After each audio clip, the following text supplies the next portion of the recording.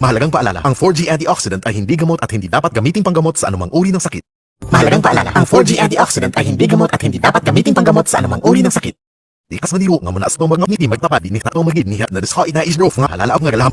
Dikas maniro nga manaas ng mga ngiti magtapad ni tatong magid niya na desha ina isdrof nga halalaog nga galam. Mahalagang paalala, ang 4G antioxidant ay hindi gamot at hindi dapat gamitin panggamot sa anumang uri ng sakit.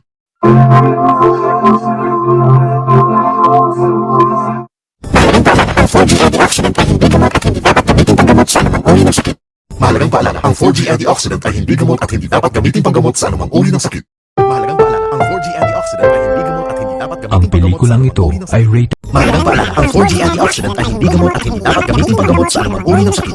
Mahalagang paalala, ang 4G antioxidant ay hindi gamot at hindi dapat gamitin panggamot sa anumang uri ng sakit. Mahalagang paalala, ang 4G antioxidant ay hindi gamot at hindi dapat gamitin panggamot sa anumang uri ng sakit. Mahalagang paalala, ang 4G antioxidant ay hindi gamot at hindi dapat gamitin panggamot sa anumang uri ng sakit. Dikas maniro nga manaas ng mga ngiti magtapad ni tatong magid niya na desha ina isdrof nga halalaog nga galam. Mahalagang paalala, ang 4G antioxidant ay hindi gamot at hindi dapat gamitin panggamot sa anumang uri ng sakit. Dikas maniro nga manaas ng mga ngiti magtapad ni tatong magid niya na desha ina isdrof nga halalaog nga galam.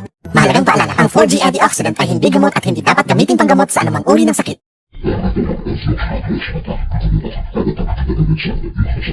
Mahalagang paalala, ang 4G antioxidant ay hindi gamot at hindi dapat gamitin panggamot sa anumang uri ng sakit.